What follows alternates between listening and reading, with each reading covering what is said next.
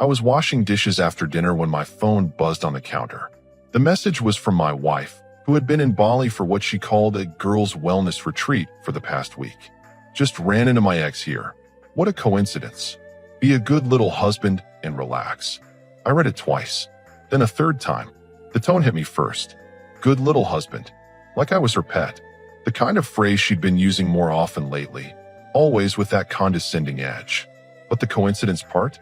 That made me pause completely. See, Bali isn't exactly a corner store where you bump into people from your hometown. It's literally on the other side of the world. And her ex, Tanner, wasn't some worldly traveler. Last I knew, the guy barely left the state, let alone the country. I set my phone down and finished washing the dishes, but my mind was spinning. 2 days ago, she called me gushing about how spontaneous and freeing this trip was. How she and her friend Claire had just decided to book it last minute because they needed to find themselves. Spontaneous. Sure. I dried my hands and picked up the phone again. No follow-up messages. No photos of this amazing coincidental reunion. Nothing. That's when I remembered something. Last month, I'd borrowed her laptop to check my email when mine was updating. I'd accidentally clicked on her message history, and there was a conversation with someone named T. I hadn't thought much of it at the time, just saw something about making plans before she quickly closed it and said it was work stuff. T. Tanner. I walked to our shared home office and opened her laptop. She'd left herself logged in, as usual. I wasn't proud of what I was about to do, but that text had crossed a line. Good little husband was going to cost her some privacy. Her message history opened easily. I scrolled back to 3 weeks ago, and there it was. A conversation with Tanner McLean that made my stomach drop. Can't wait to see you in Bali. It's been too long. I know. I've been planning this for months. Finally found the perfect excuse with the girls' trip. Your husband still doesn't know? He doesn't suspect anything. He trusts me completely. Sometimes I think he's too trusting for his own good. I scrolled further. They've been planning this reunion for months. The spontaneous wellness retreat was carefully orchestrated. She'd even researched which resort he'd be staying at and booked the same one. The audacity was breathtaking. She'd looked me in the eye for weeks, talking about needing space for personal growth, while secretly planning to meet her ex-boyfriend in paradise. My phone buzzed again. Another message. Hope you're not worrying about me. You know how you get. I'm just catching up with an old friend. Nothing for you to stress about. I stared at the message. She was actually doubling down, painting me as the anxious, controlling husband while she was living it up with Tanner in Bali. But here's the thing she miscalculated. I wasn't the same guy who used to apologize when she came home late without explanation. I wasn't the husband who believed every excuse anymore. I walked to the kitchen, grabbed a beer from the fridge, and sat at the table. For the first time in months, I felt completely calm. She wanted me to be a good little husband and relax. Perfect. I was about to relax so hard it would change everything. I opened my phone and typed a response, but then deleted it. Then typed another one and deleted that too. No, this required more thought, more strategy. She just taught me an important lesson about marriage. When your spouse tells you to relax about their betrayal, maybe it's time to relax about the entire relationship. The game had begun, but she didn't know I was playing yet. The next morning, I called in sick to work. I wasn't actually sick, but I needed time to think and investigate properly. My wife had been careless with her digital footprints, and I was going to follow every single one. I spent the morning going through everything methodically. Her browser history showed she'd been researching Bali resorts for 3 months. She'd looked up Tanner's social media profiles dozens of times. She'd even Googled how to reconnect with an ex without your spouse knowing. The planning was extensive. She'd coordinated with Claire to provide the perfect cover story. She'd timed her cycle so she'd look her best. She'd bought new clothes and charged them to our joint credit card under generic store names so I wouldn't notice. But the most damning evidence was in her photo backup folder. Pictures from last week showed her at the resort restaurant, and in several shots, I could see Tanner in the background. They weren't even trying to hide it from other people. Just for me. Around noon, my phone buzzed with another message. Having such an amazing time. You should try to relax more often instead of always working. Maybe when I get back, we can plan something fun together. The hypocrisy was stunning. She was suggesting I needed to relax while actively betraying our marriage. But her tone gave me an idea. I'd been thinking about this wrong. She wanted me to be passive and trusting. She expected me to respond with worry or jealousy. But what if I gave her exactly what she asked for? What if I relaxed completely? That afternoon, I ran into Joyce Nolan from next door while getting the mail. We'd always been friendly neighbors, nothing more. She was going through her own marital problems with her husband Carl, who'd been treating her poorly for months. "You look different today," she said, studying my face. "More? I don't know, peaceful. Just learned something important about letting go," I told her. "Sometimes when people show you who they truly are, the best response is to believe them." Joyce nodded knowingly. Carl's been doing the same thing, making me feel crazy for questioning obvious lies. I'm tired of playing detective in my own marriage. We talked for maybe 10 minutes about marriage, trust, and boundaries. It was the most honest conversation I'd had in months. Joyce was intelligent, straightforward, and refreshingly genuine compared to the games my wife was playing. "You know what?" I said suddenly. "I was going to order pizza tonight and watch something mindless on Netflix. You're welcome to join if you want. Sounds like we could both use some uncomplicated company." She hesitated for a moment, then smiled. "That actually sounds perfect. Carl's working late again, supposedly. 7 o'clock? I'll bring wine." After Joyce went inside, I had another realization. My wife wanted me to relax and not worry about her activities in Bali. Fine. I was going to relax so thoroughly that I'd have my own activities to not worry about. I spent the afternoon researching divorce lawyers and organizing our financial documents. If she could plan secretly for months, so could I. But my planning would be for something much more permanent than a vacation fling. Around 5 p.m., she texted again. "Tanner's been telling me about all his adventures since college. Makes me realize how much I've been missing by staying in one place. Maybe I need more excitement in my life." I read it twice and actually laughed out loud. She was laying the groundwork for future betrayals, probably testing to see how much I'd tolerate. She was also fishing for a reaction, hoping I'd get jealous and possessive so she could paint me as controlling. Instead, I replied, "That sounds wonderful, honey. I'm having my own kind of adventure here. About to have dinner with Joyce. She's been such great company while you're finding yourself." I didn't mention it was just pizza and Netflix. Let her imagination fill in the blanks, just like she'd been doing to me. The phone rang within 30 seconds. I let it ring, then ring again. On the fourth call, I answered casually. "Hey honey, what's up? What do you mean you're having dinner with Joyce?" Her voice was sharp, completely different from her relaxed texts. "Just being neighborly. She's going through a tough time with Carl, and I thought some friendly company might help. You know, like how you're catching up with Tanner." The silence stretched for almost 10 seconds. That's completely different. Tanner and I have history. We're just talking about old times. Joyce and I have history too. We've been neighbors for 3 years. Seems like the same thing to me. You know what I mean. Don't be difficult. There it was. The double standard laid bare. She could reconnect with an ex-boyfriend in a tropical paradise, but I couldn't have pizza with a neighbor. I'm not being difficult. I'm doing exactly what you asked. I'm relaxing. I'm not worrying about what you're doing, and I'm enjoying some company while you're away. Another long pause. I could practically hear her brain working, trying to figure out how to control this situation from 8,000 miles away. Fine. Just don't do anything stupid. Like what? Order too much pizza? Pick a bad movie. You know what I mean. Actually, I don't. But I should go. Joyce will be here soon, and I want to tidy up. I hung up before she could respond. My hands were steady. My heart rate was normal. For the first time in this whole mess, I felt like I was in control. Joyce arrived right at 7 with a bottle of wine and a genuine smile. We ordered pizza, opened the wine, and settled in to watch a comedy. It was refreshing to spend time with someone who wasn't playing mental games or dropping subtle manipulations into every conversation. "You seem lighter tonight," Joyce said during a quiet moment between scenes. "Whatever's going on with your wife's trip, you're handling it well. Let's just say I've decided to take her advice and relax more. That's probably wise. I spent months trying to catch Carl in his lies, and all it did was make me miserable.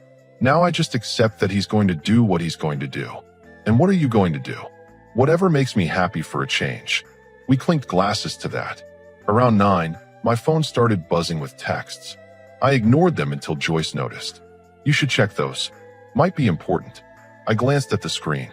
5 messages from my wife, each one more frantic than the last. Are you still with her? Why aren't you answering? This isn't what I meant when I said relax. Call me back now. I'm coming home early if this continues. I showed Joyce the last message and she laughed out loud. Let me get this straight. She's in Bali with her ex-boyfriend, but she's threatening to come home because you had pizza with your neighbor? That's about the size of it. What are you going to tell her? I thought for a moment, then typed. Having such a wonderful evening. Joyce is amazing company. Thanks for encouraging me to relax and enjoy myself. Hope you're having as much fun as I am. I took a quick photo of our wine glasses and the TV in the background, making sure Joyce's hand was visible, but keeping it innocent. Nothing inappropriate, just enough to show I was genuinely relaxed and enjoying myself. I sent both the message and the photo. My phone rang immediately. Let me guess, Joyce said with a grin. She doesn't like the relaxed version of you. Apparently not. I declined the call and turned my phone to silent. Now, where were we with this movie? But Joyce was looking at me with something like admiration. You know what? I think I'm learning something from watching you handle this. Carl's been making me feel crazy for months, but you're showing me there's another way to respond to this kind of behavior. What's that? Stop playing their game entirely. Just live your life and let them deal with their own choices. We finished the movie in comfortable conversation. Joyce helped me clean up, and as she was leaving around 11, she paused at the door. Thank you for tonight. I haven't felt this normal in months. Same here. After she left, I checked my phone. 14 missed calls and 23 text messages. The evolution was fascinating. She'd gone from confident to concerned to angry to desperate in the span of 2 hours. The last message, sent just 5 minutes ago, was the most telling. Please call me. I need to explain about Tanner. It's not what you think. I smiled and set the phone aside. Tomorrow would be interesting. I woke up to 37 missed calls and my phone nearly dead from buzzing all night. The messages ranged from desperate pleas to angry accusations to threats about coming home immediately. I plugged in the phone, made coffee, and read through them systematically. The progression was fascinating from a psychological standpoint. She'd gone from trying to minimize her situation with Tanner to demanding detailed explanations about my evening with Joyce. The woman who'd told me to relax was now sending messages every 10 minutes asking what I was doing. At 6 a.m. Bali time, she'd even tried video calling. I could only imagine how that conversation would have gone. Why are you upset about my pizza dinner when you're in paradise with your ex? Instead of responding to any of it, I did something that would have been unthinkable a week ago. I went about my normal morning routine. Shower, coffee, newspaper. I even made myself a decent breakfast instead of grabbing something on the way to work. Around 8, my phone rang. Unknown international number. I answered. Finally, I've been trying to reach you all night. What the hell was last night about? Her voice was strained, like she hadn't slept much either. Good morning to you too, honey. How's your vacation going? Don't play dumb with me. You know exactly what I'm talking about. That little show you put on with Joyce. Show? We had pizza and watched a movie. You told me to relax, so I relaxed. I thought you'd be happy. You know that's not what I meant. Actually, I don't know what you meant. You're in Bali with Tanner, having the time of your life, telling me not to worry and to trust you. So I'm extending you the same courtesy. I'm not worrying about what you're doing, and I'm trusting you to make good choices. The silence stretched so long I thought the call had dropped. It's not the same thing at all. Help me understand how it's different. Tanner and I, we're just friends now. We have closure. It's healthy. And Joyce and I are neighbors being supportive during difficult times in our marriages. Also healthy. But you sent me that photo on purpose. You were trying to make me jealous. I had to admire her audacity. She was actually accusing me of playing games while she was literally on a secret romantic getaway. I sent you a photo of wine glasses and a TV. If that made you jealous, maybe you should examine why. When you send me photos from Bali, I don't get jealous. I trust you. Another long pause. I want to come home early. Why? You said you needed this time for personal growth. You should take all the time you need. I miss you. That's sweet. But you also said you needed excitement and adventure. Bali with Tanner sounds pretty exciting. Don't cut it short on my account. You're being cruel. I'm being supportive. I want you to have exactly what you asked for. Complete freedom to explore what makes you happy. The call ended abruptly. Either she hung up or the connection failed. Either way, I felt oddly peaceful. I went to work and had one of my most productive days in months. Without the constant anxiety about my wife's behavior, I could actually focus. During lunch, I called Douglas Crosby, the divorce attorney I'd researched. We scheduled a consultation for tomorrow. Around 3, Joyce texted me. Carl wants to talk tonight. Any advice from someone handling marital drama better than me? I replied, just remember you can't control what he does, only how you respond. Stay calm and don't let him make you feel crazy for having reasonable expectations. Thanks. That actually helps a lot. Dinner soon to celebrate whatever we decide. Absolutely. At 4:30, my wife called again. I've been thinking about our conversation this morning, and I realize I might have sent the wrong message with my texts about Tanner. I don't want you to think anything inappropriate is happening. I don't think anything inappropriate is happening. I trust you completely. Good. Good. So we're okay. We're perfect. You're having your adventure. I'm having mine. Everyone's happy. What do you mean, your adventure? Just exploring new perspectives, meeting new people, learning about myself. Same as you. What new people? Joyce and I have become closer friends. She's incredibly insightful about relationships and personal growth. Really helps me understand what I want from life. I don't like where this is going. Where what is going? I'm just following your example. You're exploring connections that make you feel alive and excited. I'm doing the same thing. It's not the same thing at all. You keep saying that, but you haven't explained how it's different. Because Tanner and I have history. We're working through old feelings in a mature way. You barely know Joyce. That's true. Joyce and I are building something completely new. No baggage, no old drama. Just two people discovering they have a lot in common. It's refreshing. The silence was deafening. I'm booking a flight home tonight. That seems impulsive. You've only been gone a week of your 2-week trip. Are you sure you want to cut your personal growth journey short? I need to come home, if that's what you want. But I should mention, I have plans tomorrow evening. Joyce and I are having dinner to discuss some things Carl said to her. She really values my perspective on marriage. Cancel it. I don't think that's fair to Joyce. She's going through a difficult time and could use the support, just like you needed support from Tanner. That's completely different. You know, you keep saying that. But from where I'm sitting, it looks exactly the same. Two married people supporting each other through marital difficulties. Both situations involving close personal connection with someone of the opposite sex. Both happening while their spouses are elsewhere. You're twisting this around. I'm not twisting anything. I'm applying your logic consistently. If it's healthy for you to reconnect with Tanner in Bali, then it's healthy for me to connect with Joyce here. If you deserve understanding and trust, so do I. The call ended again. This time I was certain she hung up. An hour later, she texted, "Flight lands tomorrow at 6 p.m. We need to talk." I replied, "Looking forward to it.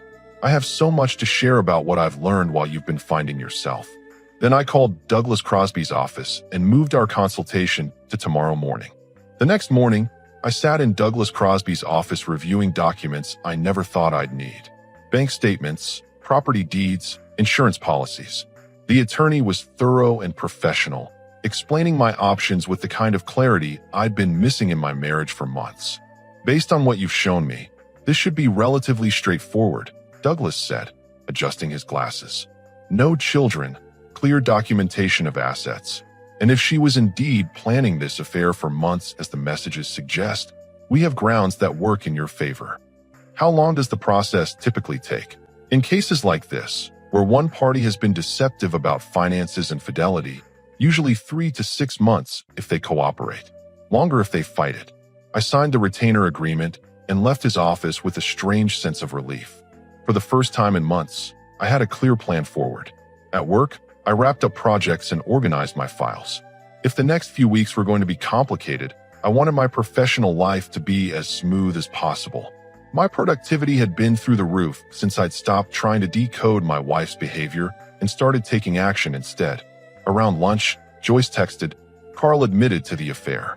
3 months with a coworker. Says he wants to work on things now that it's out in the open. How generous of him." I called her immediately. "How are you holding up?" "Better than I expected, actually. Watching how you've handled your situation this week gave me perspective. I'm not devastated. I'm just done. What's your next move?" "Meeting with a lawyer this afternoon. Carl can work on himself. I'm working on my exit strategy." "Good for you. You deserve so much better than someone who lies to your face for months." Funny thing is, I think I always knew. I just kept making excuses because facing the truth seemed too overwhelming. But you showed me it doesn't have to be overwhelming. It can actually be empowering. After we hung up, I realized how much my own perspective had shifted. A week ago, Discovering my wife's betrayal would have destroyed me. Now it felt like being handed the key to a cage I hadn't realized I was in. At 3 p.m., my phone buzzed with a message from my wife. Landed early. On my way home. We really need to talk. I replied, see you soon. I have some things to share too. I left work an hour early and stopped by the house to prepare. I gathered all the printed evidence Douglas had suggested I compile. Screenshots of her messages with Tanner. Browser history showing months of planning. Credit card statements for the new clothes and resort bookings. Photos from her backup showing Tanner clearly visible in multiple shots. I arranged everything neatly in a folder and placed it on the kitchen table next to the divorce papers Douglas had prepared as a conversation starter. Then I sat down to wait. She walked in at exactly 5:47 p.m., tanned and looking guilty. Her eyes immediately went to the folder and papers on the table. What's all this? Have a seat. You said we needed to talk. She remained standing, arms crossed defensively. I want to explain about Tanner first. I'm listening. It wasn't what you think. Yes, we planned to see each other, but it was for closure. We needed to discuss our past relationship so we could both move forward cleanly.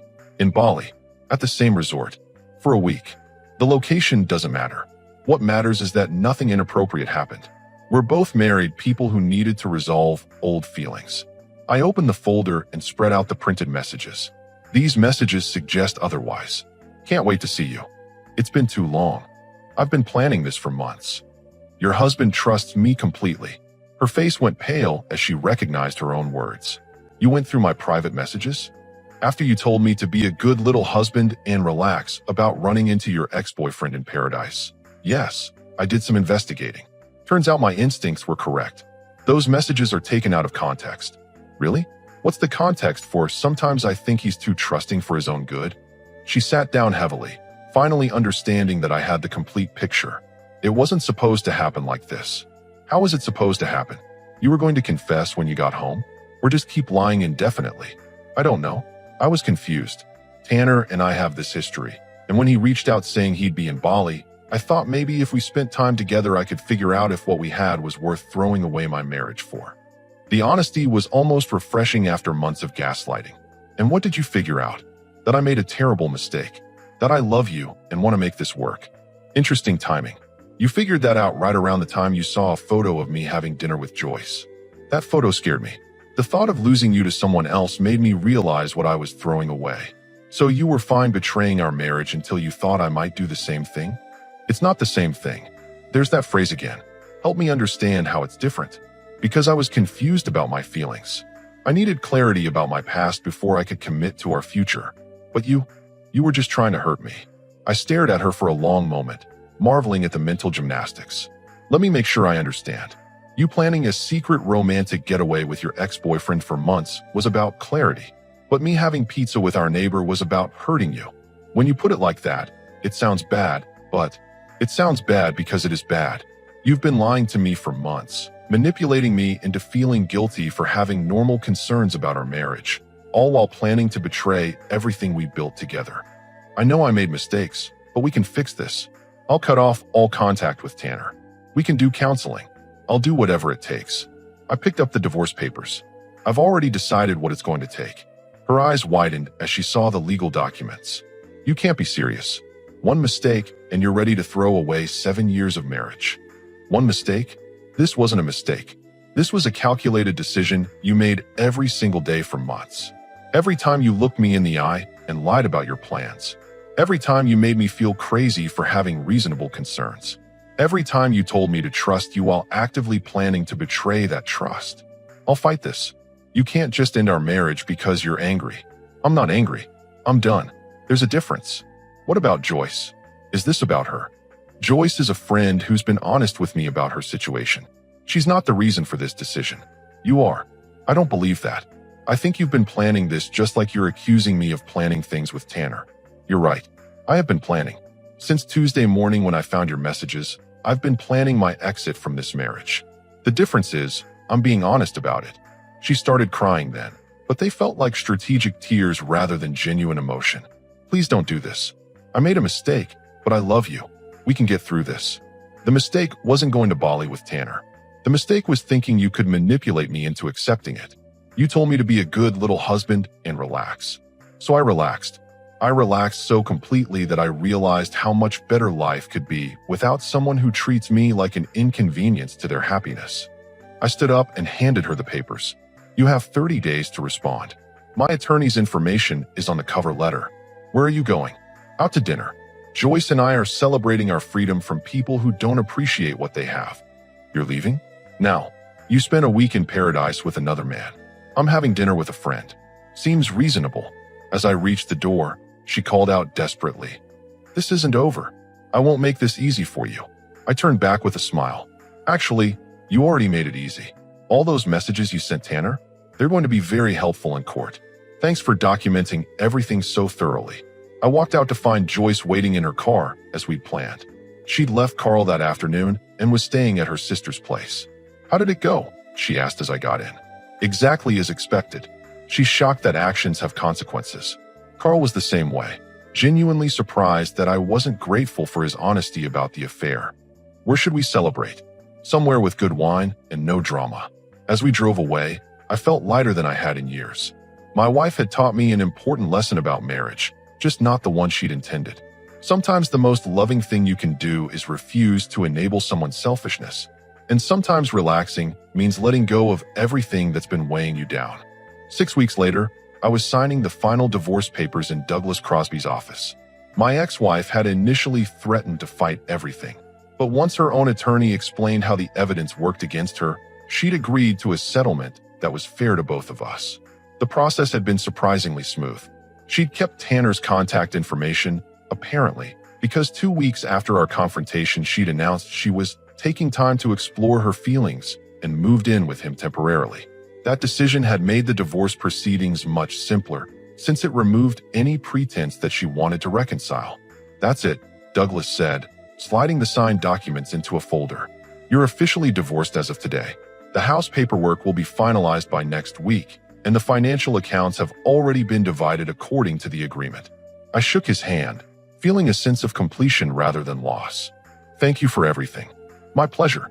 I have to say, this was one of the most straightforward cases I've handled in years.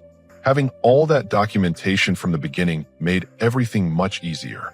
I walked out of the office into a crisp autumn afternoon. The last 6 weeks had been a whirlwind of paperwork, phone calls, and logistics, but also surprisingly peaceful. Without the constant stress of trying to decode mixed messages and manipulation, I'd been sleeping better, working more effectively, and generally enjoying life again. Joyce had gone through her own divorce process, which had been messier than mine since Carl had tried to blame her for driving him to cheat and fought her on the financial settlement. But last week, her lawyer had finally worn him down, and she was now officially free as well. We've been spending time together throughout the whole process, but carefully. Both of us were gun-shy about jumping into anything serious too quickly. Mostly we'd been supportive friends helping each other navigate the practical and emotional challenges of ending long marriages. But there was definitely something growing between us. Joyce was everything my ex-wife wasn't. Honest about her feelings, direct in her communication, supportive without being possessive. She never made me feel like I had to prove myself or walk on eggshells to avoid setting off some emotional landmine. My phone buzzed with a text from Joyce. How did the final signing go? I replied, officially a free man as of 20 minutes ago. Dinner tonight to celebrate? My treat. Absolutely. Somewhere nice. We've earned it. I drove home to the house I'd bought her out of, which was smaller but entirely mine. No shared mortgage, no arguments about furniture placement, no tension about whose turn it was to handle household responsibilities. Just a clean, organized space that reflected my actual preferences instead of being a constant negotiation. As I pulled into the driveway, I thought about how dramatically my life had changed since that first text message from Bali. 8 weeks ago, I'd been a married man trying to convince himself that his wife's increasingly disrespectful behavior was normal. Now I was divorced, financially stable, and developing a genuine relationship with someone who actually valued my company. The irony wasn't lost on me.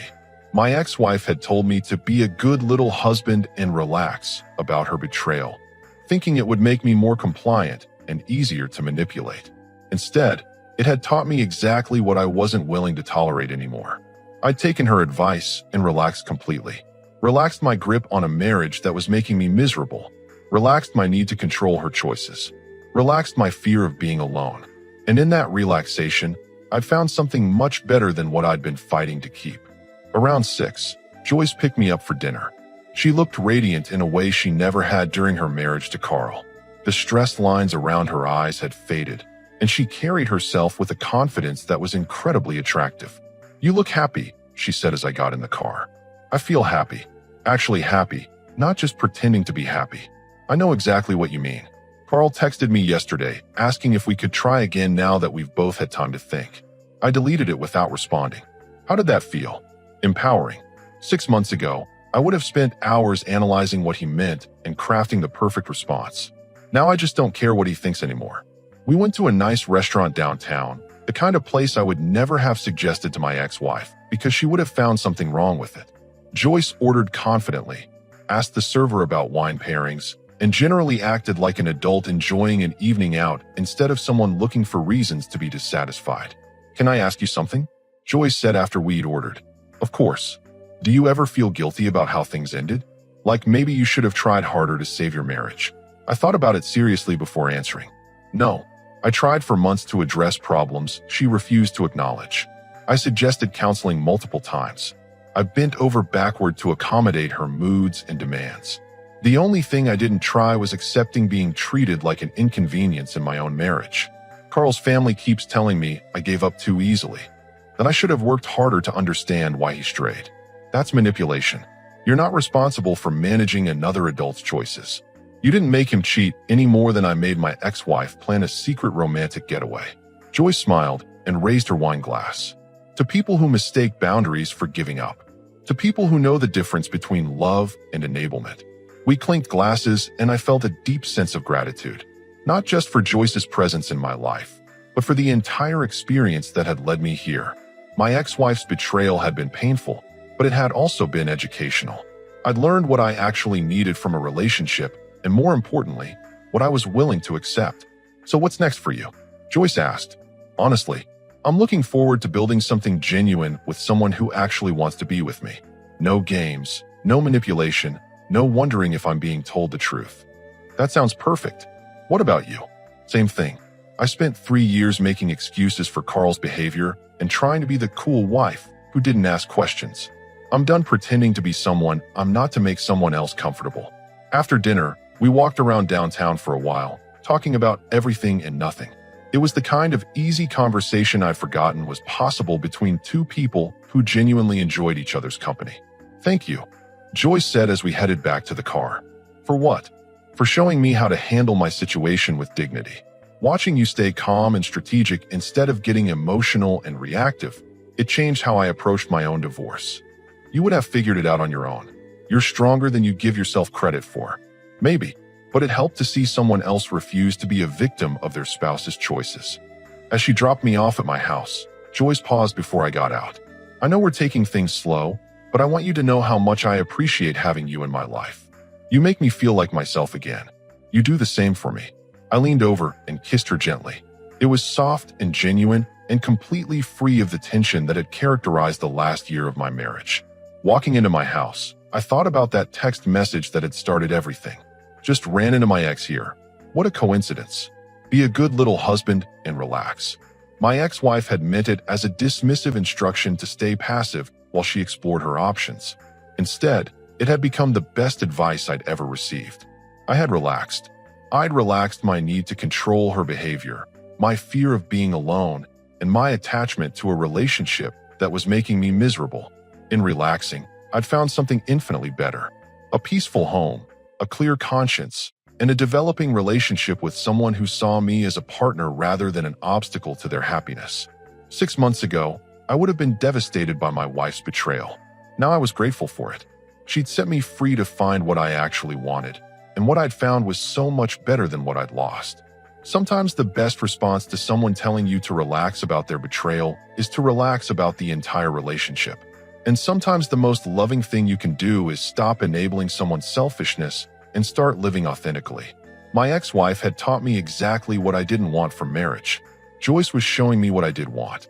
And for the first time in years, the The future felt full of genuine possibility rather than anxious obligation.